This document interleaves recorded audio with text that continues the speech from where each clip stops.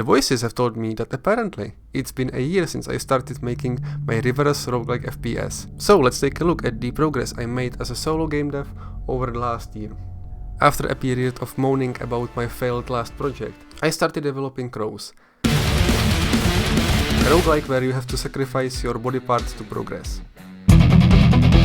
I started with modifying the third-person template in Unreal Engine 5. I spent basically the whole first month of development just perfecting the movement so it would feel responsive and fast and fluid. I made the model for the main character, and using some shader trickery I managed to prevent it from clipping into walls. I made the sliding ability, double jump and some basic shooting mechanics.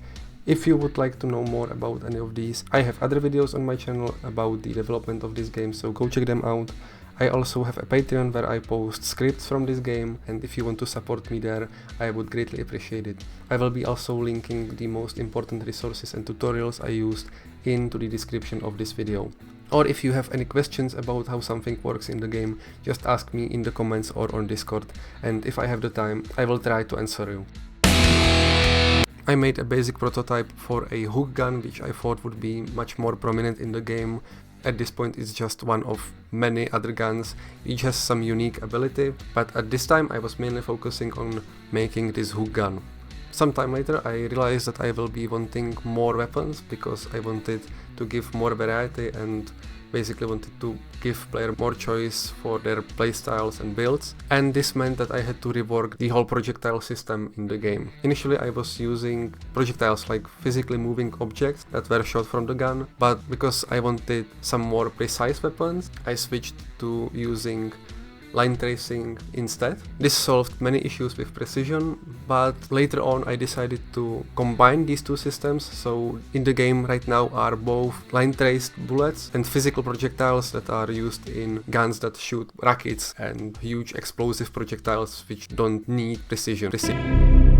During this whole time I was still developing the whole visual aspect of the game, slowly building up different shaders and adjusting colors until like several months later when I was finally happy with the final result and how the game looked. But it was actually one of the biggest struggles during the last year, since Unreal Engine 5 is mainly built for creating realistic games with mega scans and high poly models and stuff like that, which I wanted to avoid because I knew that I wouldn't be able to keep a consistent quality like that across the whole project, and I also just prefer stylized visuals. As the visual direction became more cohesive, I also started making different weapons and models for enemies and the environment, and at this point I started thinking about how the whole environment will be put together. Initially I wanted the maps to be procedural. I spent so much time on making a system that would create maps for me procedurally, and after about a month I just gave up because I didn't find these maps to be fun to play in, to move around, and it just wasn't working for me. So I completely changed the direction of the game, and instead of like having one huge environment, I decided to split the game into smaller pre-made arenas where traps and enemies would be spawned procedurally. And honestly at this point something clicked and the game started finally making sense to me, and I think that this was the best decision I made because I would probably still be working on the procedural generation algorithm, and instead of that I was in the same time able to make like 100 of handmade maps.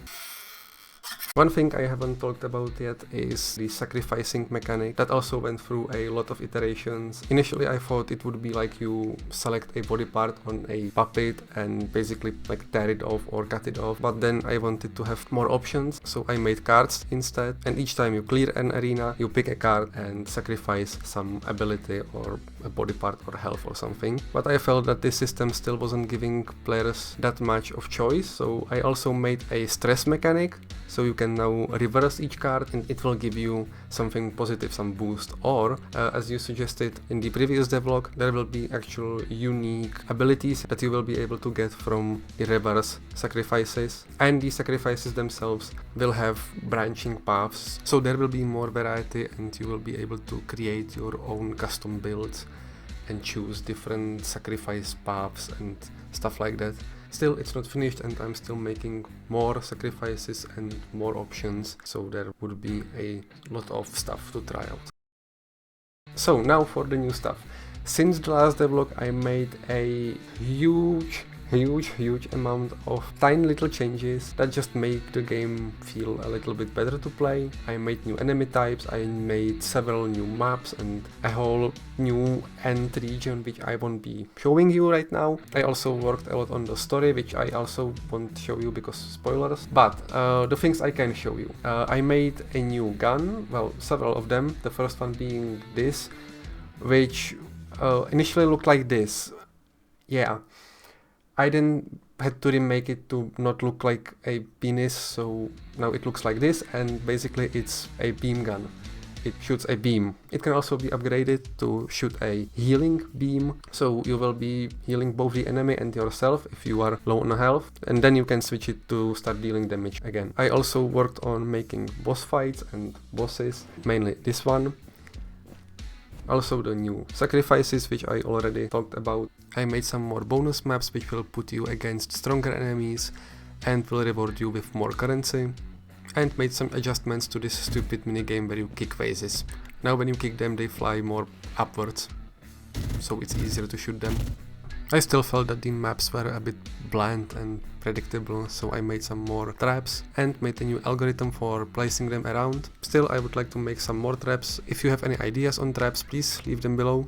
I removed the special conditions for now, which were basically additional rules that could appear on each map. I was doing some playtesting and it turned out that it was way too punishing for new players. Well, it was supposed to be punishing and it was supposed to make the game hard. It was unfair for new players, and instead I will be making this into a curse, which can be unlocked later in the game. After I tortured my friends a bit more with the playtesting, I also changed the UI a bit, made some adjustments to make it more readable and understandable.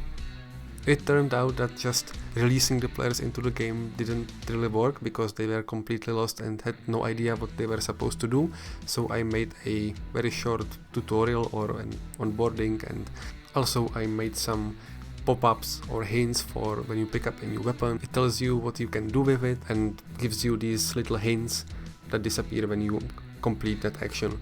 It's simple, but it's better than nothing, since nothing was what previously was in the game. And yeah, speaking of torturing people, I would like to invite you to a public beta test of Rose.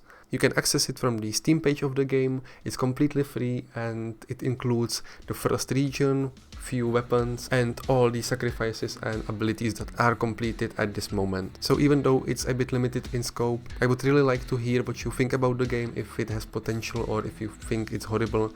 So please go check it out, go play it and send me your feedback to Discord or wherever you like. One last interesting thing I made in the last couple of months is a sword.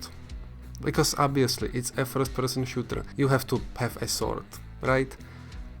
The problem was that I didn't have any logic for melee weapons in the game, and I still don't, because I was lazy and I basically put a really wacky solution together where the sword basically spawns projectiles around itself when it's used. So basically it deals damage using projectiles, but it looks like it's a sword cutting things. Also, it is horribly unbalanced and overpowered, like all of the weapons in the game, because obviously balancing will be something I will be doing later.